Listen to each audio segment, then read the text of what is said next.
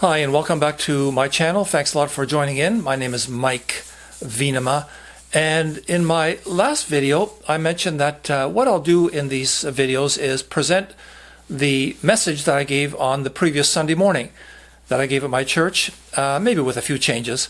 So thanks so much for joining in, and please don't forget to subscribe and leave a comment. I rarely get one, so yours will be important to me. So as I mentioned last week, I'm going to stick with a format that you will be familiar with if you have been plugging into a church for any time during your life. And the format is really this: to read part of the Bible and then try to draw from it, to try and talk on it, and to explain what's going on with the particular passage in a way that makes sense for you and can be of help in your day-to-day living. So let's dive in. I'm going to be reading two short passages. The first one is from a small book in the Bible called Philippians, written for the people of the church in Philippi some long time ago. It goes like this: "Finally, my friends, keep your minds on whatever is true, pure, right, holy, friendly, and proper. Don't ever stop thinking about what's truly worthwhile and worthy of praise. You know the teachings I gave you, and you know what you heard me say and what you saw me do. So follow my example, and God, who gives peace, will be with you." So that's the one passage, and the other one is from the book of Romans chapter 12. "Dear friends, God is good. So I beg you to offer your lives to Him as a living sacrifice, pure and pleasing. That's the most sensible way to serve God. Don't be like the people of this world, but let God change the way you think." In some Bible translations, let God transform your mind. "Then you will know how to do everything that is good and pleasing to Him." So I want to talk about this topic. I call it Faith in God, the Road to Healthy Minds. Faith in God, the Road to Healthy Minds. So first, a few words about conflicting mindsets. When young people were growing up 50 or 60 years ago, and I would be in that group, the Rolling Stones were a big thing, and so were the Beatles. And these groups, and many others who followed in their footsteps, wrote song after song about what was called free love. They sang about how stupid conservative political ideas were, and generally they spread a philosophy that said, in the words of one band, "We're here for a good time, not a long time." A Canadian band, I think, Trooper. Drugs, sex, and pounding music were out there in a big way, and popular figures would sneer at people who were uncomfortable with that. And as far as I can tell, some popular figures are still sneering at people who think that drugs, casual sex, and provocative music can be a harm to kids and families. So in public high school, we had to read depressing books by John Steinbeck and Thomas Hardy. And it's not that some of these books didn't have something to say, but the idea was that such dark writings contained real truth, real wisdom. And if you went on to university and got an arts degree, as I did eventually, you learned from Karl Marx that the world can be divided between classes of people who are at war with each other.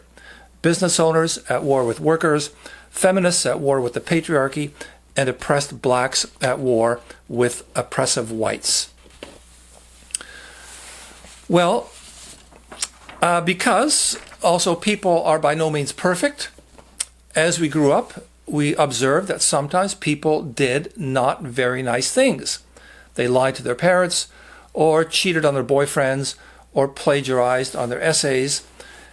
We have a little poster in my church kitchen with a cute drawing of some mice, and it says, "We're looking for food and lodging."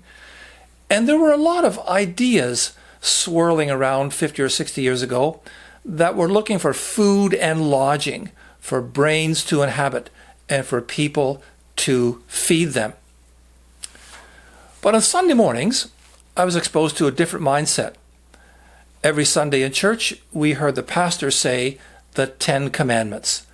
Now, if you grow up hearing the 10 Commandments every single week from the time your ears begin working, it makes a big impression on you. You learn that you are not number one. God is. You learn that you have to think of God properly. He's not a statue or some animal power. You learn to respect the name of God. You learn that you should not work 24/7, but to rest and weekly renew yourself with God. And you learn to honor your parents. You learn that sleeping around or cheating on your spouse or partner are forbidden. And you learn to not lie, but tell the truth. You learn not to kill and to hate. And you learn not to be greedy, but generous. So, obviously, the mindset that my church was trying to create in me was far different from the smug smartness, the revolutionary attitudes, and the express yourself thinking that was so out there in the world in which I grew up.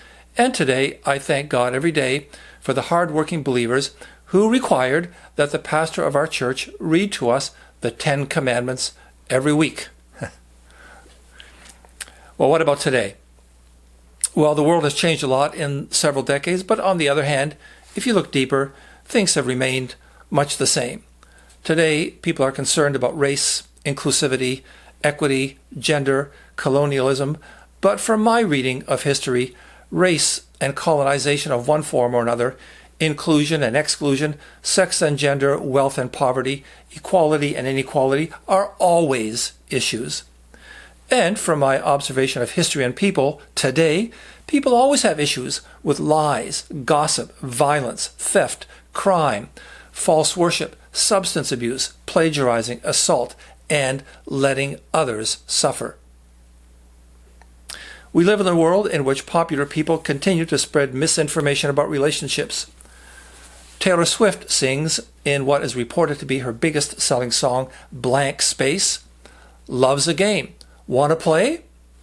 Now, just taking a line out of the song might be to distort its meaning. But when you look closely at the song, that's exactly what the song is about, it seems to me. In fact, the main theme of the song is that love is a game, the female narrator is in charge, and that she will decide the fate of her male would-be lover. Do not despair. Women rule, and it's about time. Well, is that what you want for your child or grandchild? Do you want them living by that kind of thing? Or take a few minutes to surf the web about gangsta rap, G-A-N-S-T-A, gangsta rap. You'll instantly find lyrics saturated in F-bombs and the N-word, the most extreme profanities that people can think of, as well as themes of revenge, anger, hatred. It's all there for you and your kids, if you have children, to learn from, uncensored. Or take the most popular comedians today, people like Jon Stewart, Stephen Colbert, Jimmy Fallon, the sarcasm, the ridicule, the playing to the crowd. Is that what you want? I mentioned earlier that the worldview that I was exposed to by church growing up was quite different from the view of the world that was being pushed by media and public education. And I would say that definitely we continue to see in our world mindsets that are in conflict with the mindset of God.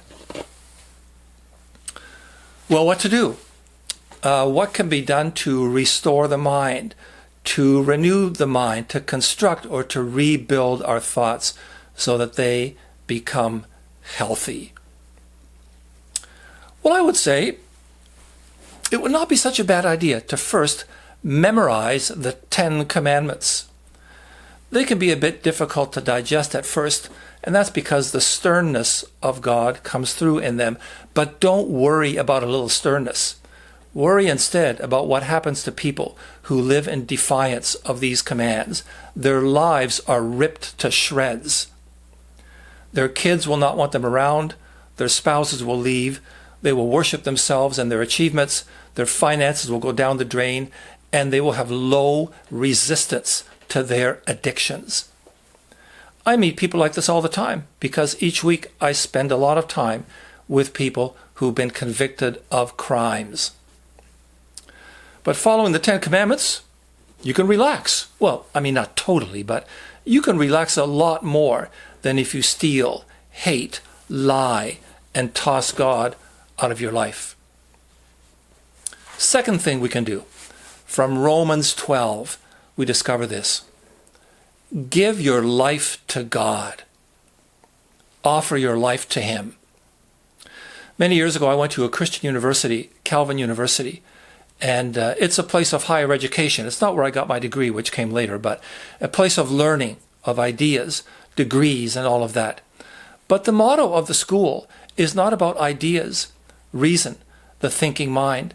The motto is about the heart. The motto goes, Lord, I offer you my heart willingly and sincerely. So the founders of Calvin University knew that knowledge and reason are not the foundation of life. The foundation of life is giving your life to God. Whatever knowledge or education or thoughts you pursue, make sure that the foundation of your life is sincere devotion to God. Thirdly, and also we pick this up from Romans 12, we can expect that Jesus Christ will give us new ways of thinking. Other people can follow the stale political philosophy of Karl Marx, which makes students angry and brings terror wherever people put it into practice. Other people might get drawn into thinking that gender wars and LGBTQ rights and anti-colonialism are the be-all and end-all. And, I mean, there's something there, but those things are not the be-all and end-all. As Romans 12 says, do not be conformed to the thinking, the mindset, the consciousness of this world. Be transformed by the mind of Jesus Christ. He is the true be-all and end-all. Now let's develop that a little bit. Jesus being the be-all and end-all. Let's develop that and look at the mind of Christ. And this lands us smack in the middle of Philippians chapter 4, which we read. Paul wrote in Philippians, whatever's true, whatever's noble, whatever's right, whatever's pure, whatever's lovely, whatever's admirable, if anything is excellent or praiseworthy, think of such things. Get your mind out of the common gutter, so to speak. Instead, focus on what's lovely, admirable, pure, and worthy of praise. And by no means are we talking about just book knowledge, whatever thinkers today are teaching. You do not need a PhD to live by these words of Paul's. When I make my twice-weekly visits to the King's Regional Rehabilitation Center, which is a mental health residence, I speak with people with many learning and communication disabilities, and yet they know what God requires. A woman who was severely abused as a child knows that what her father did was cruel and wrong, and she knows that people are to be loved, not abused. Whenever I'm there, and I ask during our worship gatherings, whenever I ask the residents at the center if lying is wrong, they always say, yes, lying is wrong.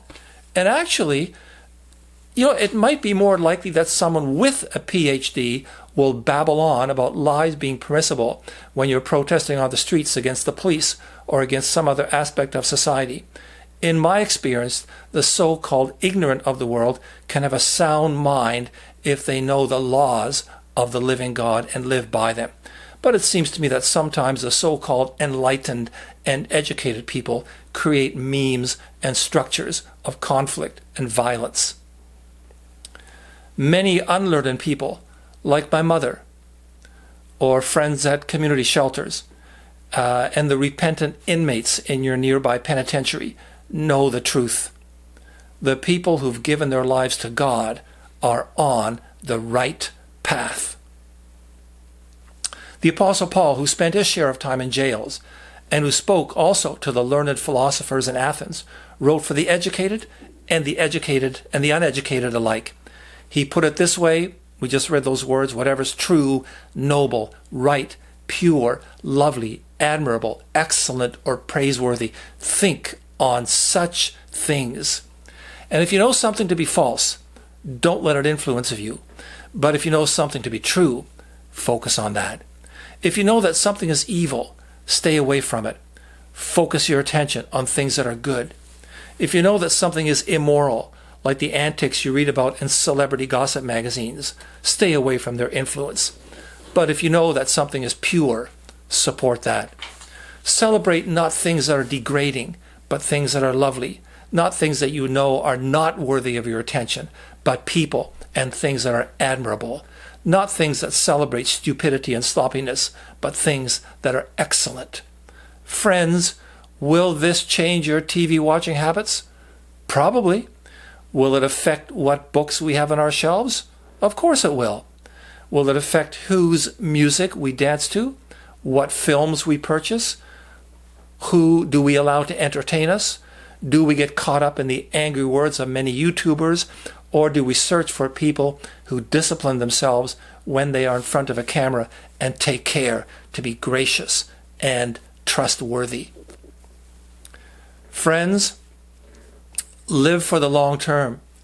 Think about the godly impact that your mind, your words can make on your community, on your friends, and especially on your family members. Jesus does not have a future for us that is full of gossip, rudeness, insult, sexual carelessness, materialism, or other things that I've mentioned. His plan is to fill your mind with what is trustworthy, beautiful, courageous, noble, and admirable. Think on such things and watch the impact that it will have on you, on your children, your marriage, your business, your workplace, and the people around you. Friends, let God, through Jesus Christ, transform our minds